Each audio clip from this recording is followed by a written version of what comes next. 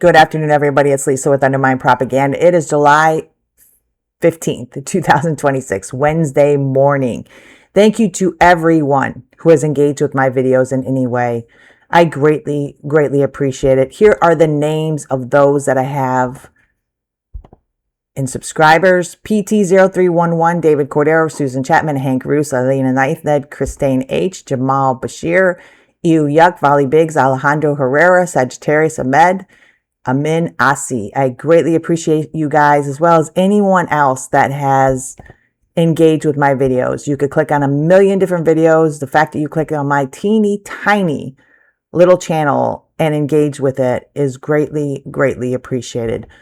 All right. I don't know if any of you guys saw the interview that was done on Dropsite News yesterday with Ro Khanna, the congressman from California, in regards to Israel, Palestine, this ongoing genocide, the right to defense, arming the Iron Dome for Israel.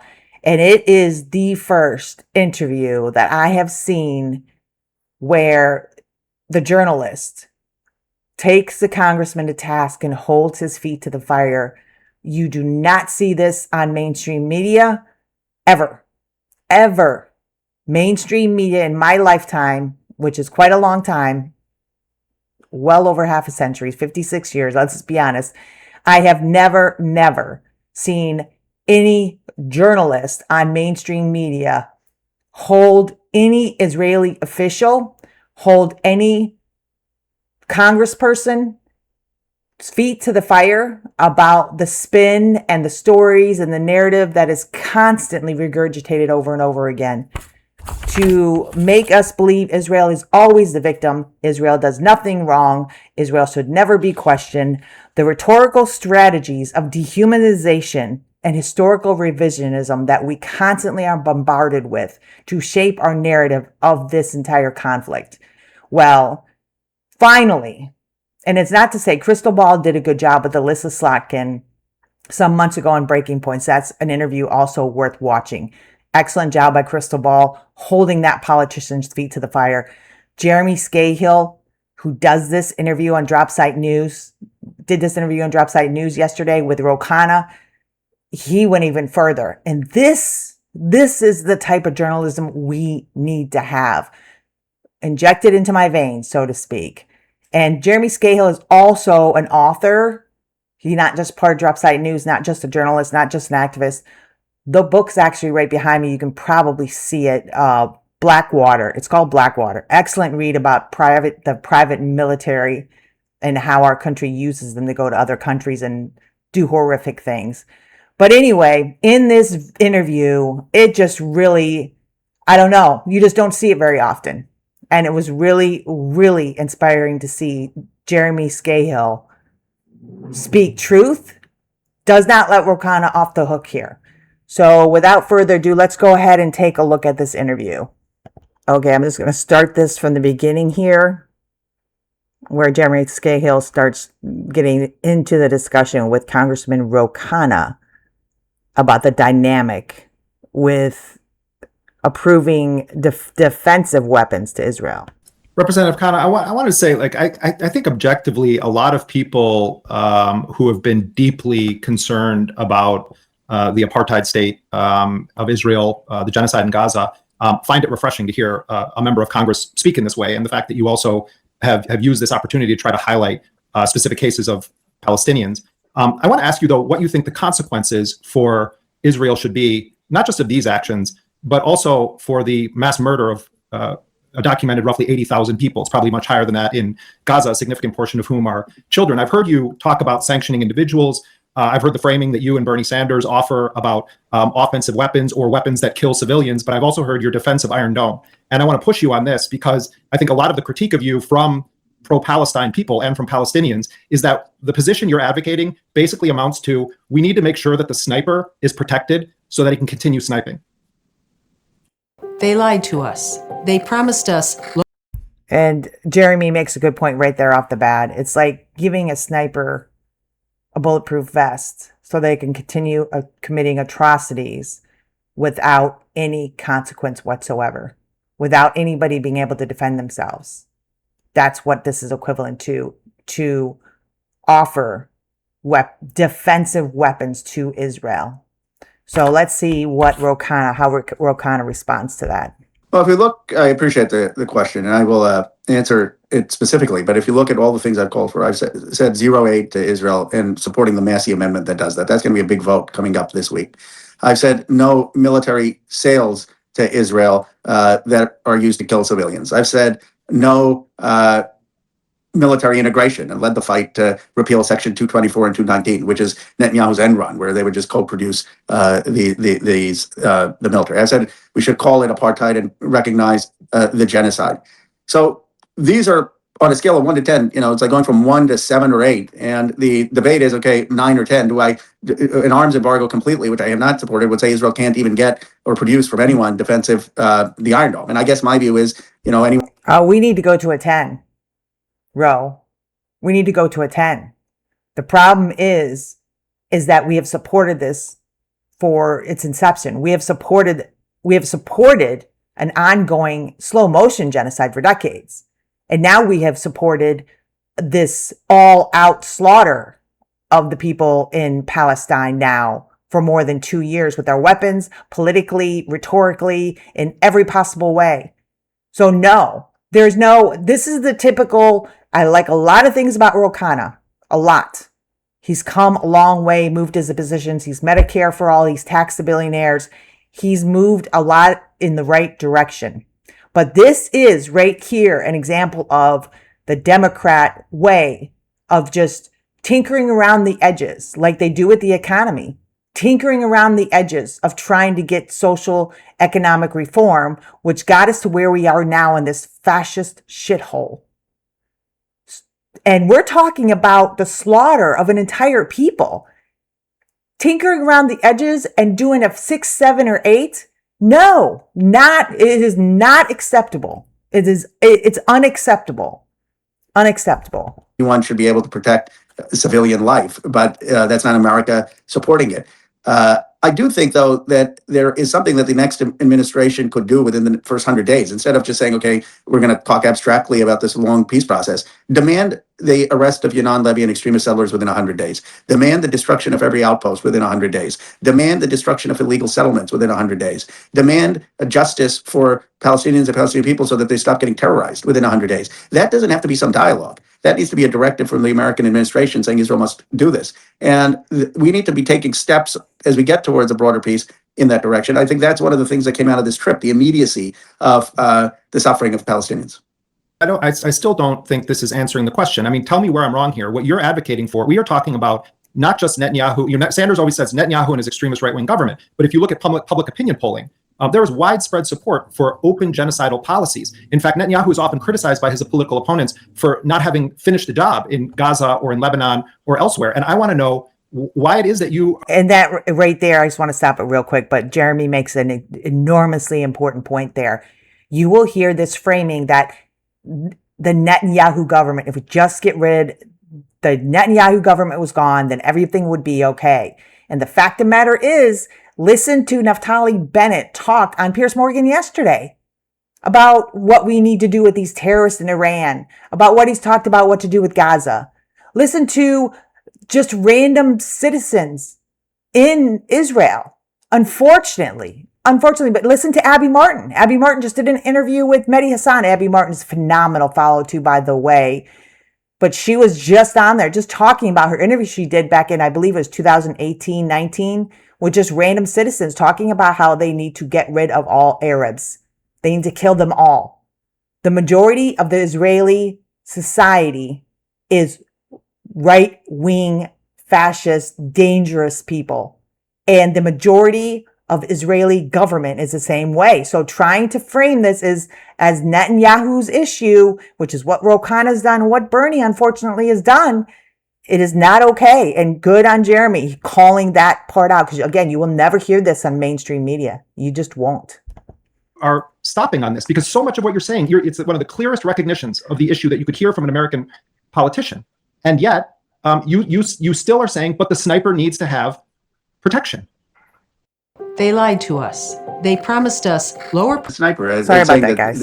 that we're not, just so there's no ambiguity on my position, which is also the position of Sanders or AOC or others, as I understand it. It is that we have zero military aid to Israel, that we have no military sales that are used to kill, military weapons that are used to be killing civilians. So that's the drop. I would argue Iron Dome is used to kill. I would argue Iron Dome is used to kill civilians because it allows the Israelis to have this American backing to operate with impunity by openly saying that I support this military technology for Israel. What you're saying is that when Israel attacks other countries who have a right to fight back, that my position is that sniper, I wish he wasn't doing the sniping, but that sniper has a right to have the United States defending their sniping. Exactly. But I don't think that that's the case if we're stopping all military aid and we're stopping giving them the weapons to kill others, and we're stopping protecting them at the UN, and we're demanding the actions in terms of justice. I don't think that their policies, whether it's Netanyahu or another Israeli government. Would you say this about apartheid South Africa? I've heard you talk Well, about because I think give me another example where you say it's okay to continue any level of support for an openly genocidal society that has mass murdered 80,000 people, more than 300 media workers, has invaded Lebanon, has bombed Iran, and you're saying, oh, but we need to protect civilians. This isn't about protecting civilians. The greatest threat to their civilians is their policy.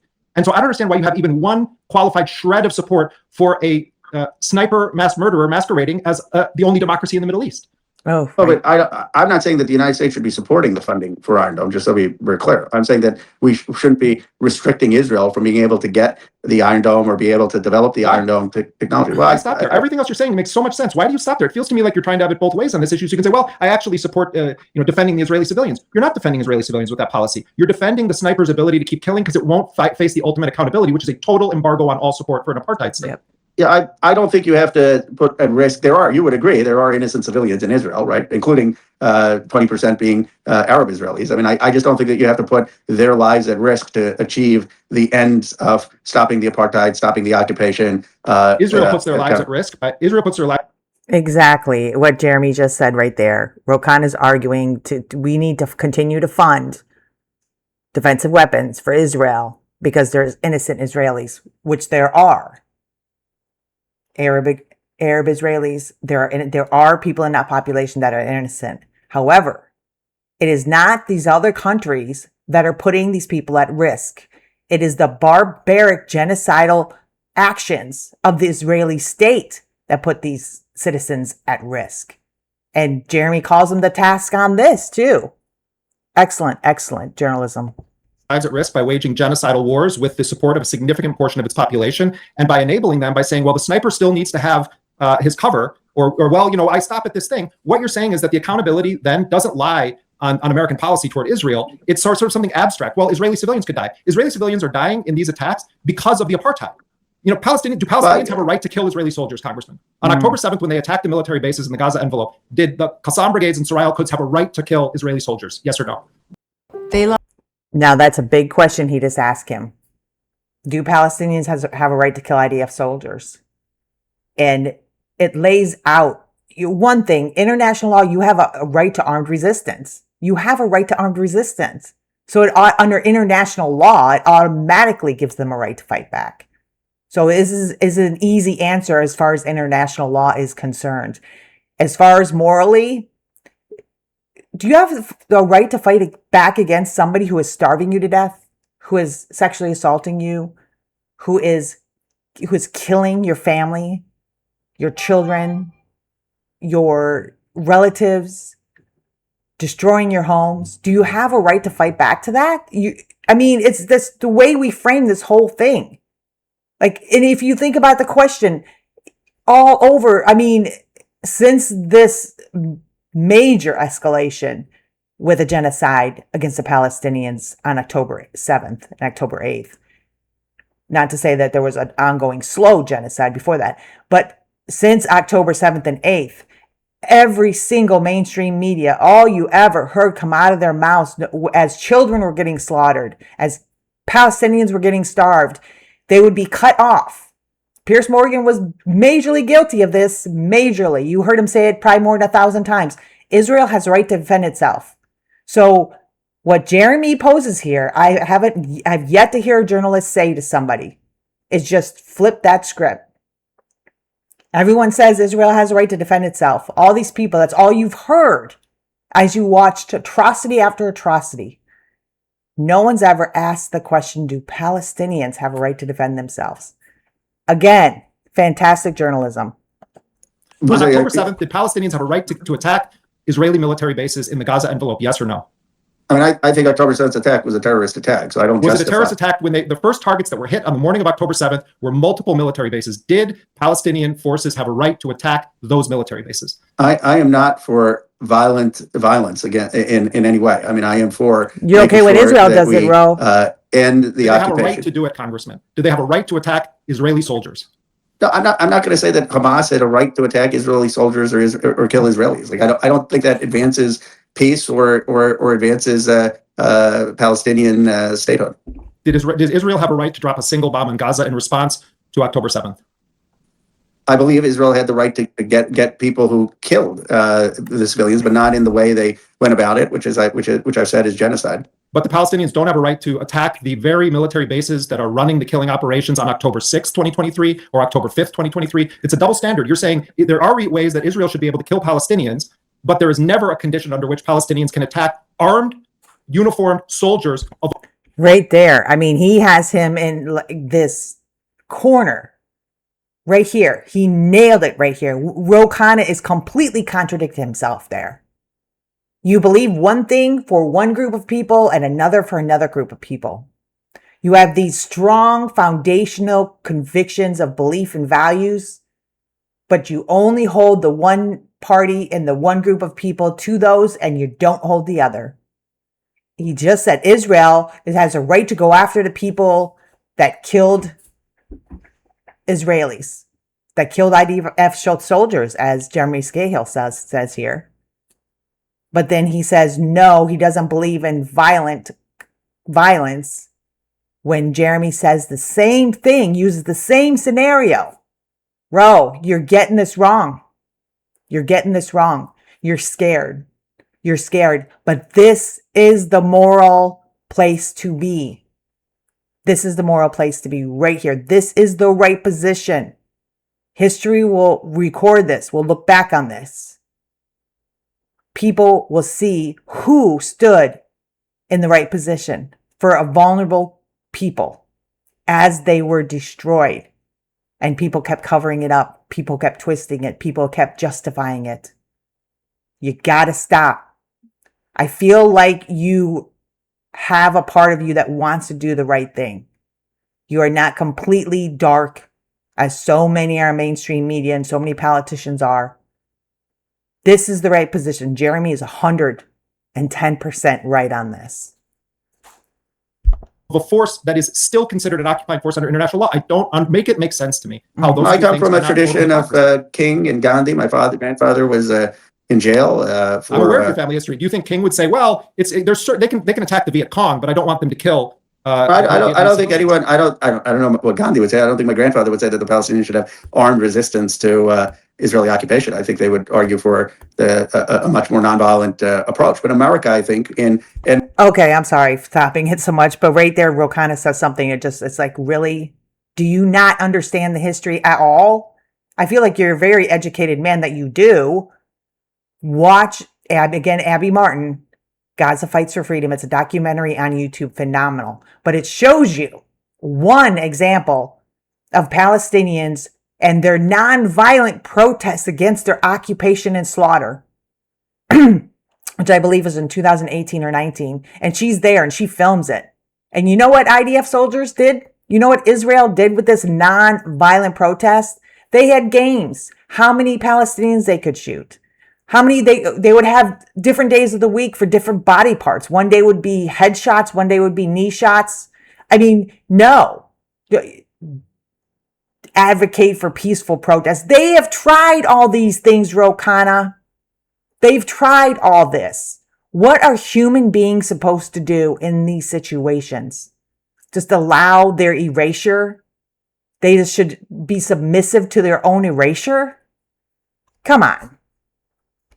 ending aid, in ending military sales, in not being a defender of Israel in the UN, just vetoing resolutions against Israel, would make tremendous progress. I mean, maybe we're on a scale of 1 to 10, and you're at a 10, and I'm saying let's go to a 6, 7, 8. I don't know where that would be. And right now, America's at a 1. No, we're at a 10 because of a genocide that was enabled, supported, armed, and funded by the United States. And I am baffled as to how you can say that Israel had a right to drop a single bomb on Gaza in response to October 7th, but Palestinians, according to you, have no right whatsoever to ever kill an Israeli. Palestinians have a right to justice, which is in the case. Do they have a right to armed resistance against Israeli occupation soldiers in uniform?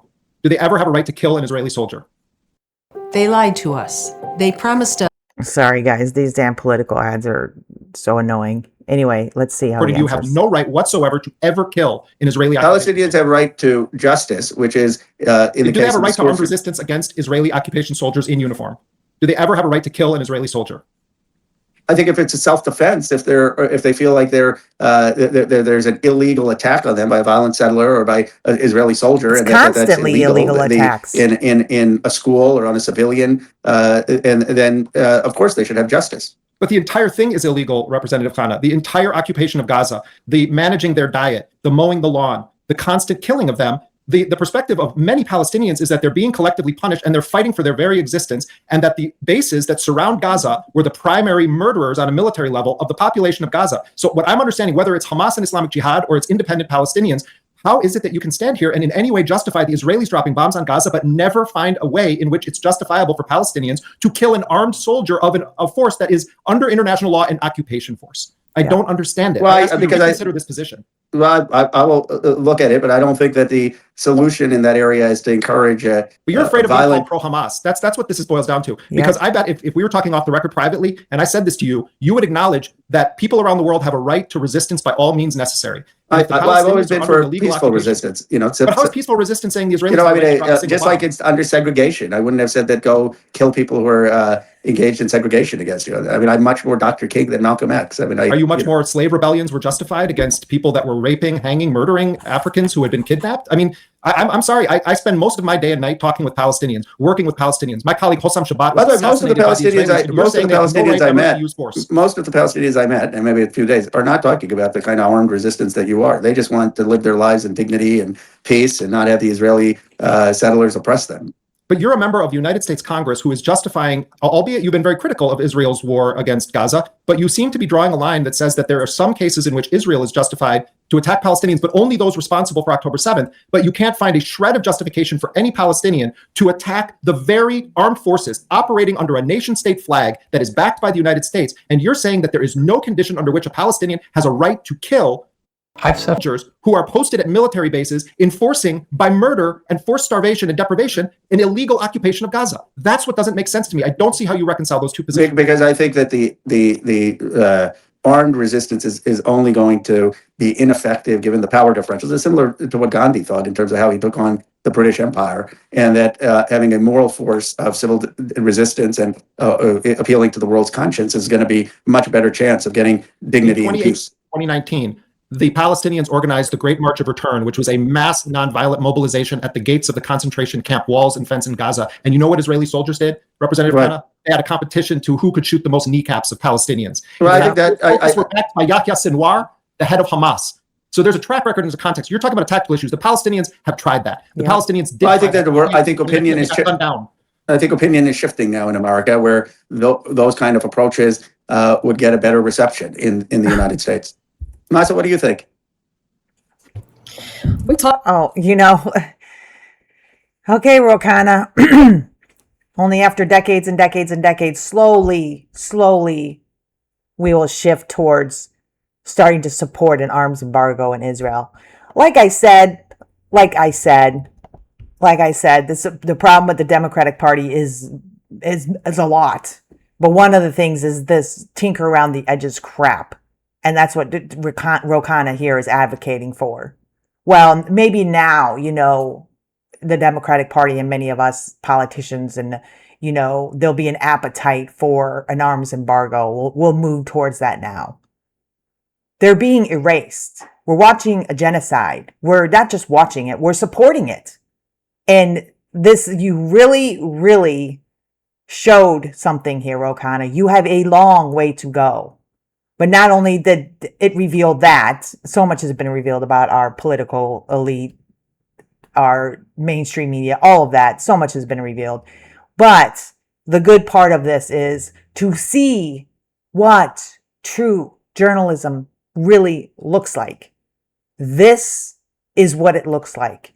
Thank you, Dropsite. Thank you, Jeremy, for this interview and revealing the side that people will not talk about, the reality that to continue any kind of support for Israel whatsoever is absolutely immoral and hypocritical. It needs to end now. It should have ended a long time ago. It needs to end now. And these politicians need to be taken to task. They need their feet held to the fire. I guarantee you no other politician. I don't know everything, but if I were a betting woman, which I'm not, if I were a betting woman, there will not be any other politicians going on to interview with Jeremy Scahill on this issue. And I would be surprised. Ro Khanna is really good about going on independent media. He's really good about taking these tough interviews. I do give him credit there. I give him credit about being right on many issues. So I'm not taking away from that. But this is the issue of our time. And it is imperative to get this right. And no one is getting this right in our political class, in our elite class, in our powerful class. For them, they're getting it right for them. They're not getting it right for humanity. All right, let me know what you think. I would recommend watching that entire interview. It is on YouTube, Dropsite News. Watch the whole thing because the whole thing is very, very interesting. And comment. Tell me if you think Ro Khanna is just completely dropped the ball here. Tell me what you think of Jeremy Scahill and how he did that interview. Tell me how we should be interviewing politicians. Tell me where you think we should be. Should we be at an arms embargo? Anybody that's listened to my videos, I would wager to bet at this point in time, at least, that you are on the complete arms embargo list. But if you're not, if you are, regardless, let me know what your thoughts are. Anything you found of value, like, share, subscribe. It is free.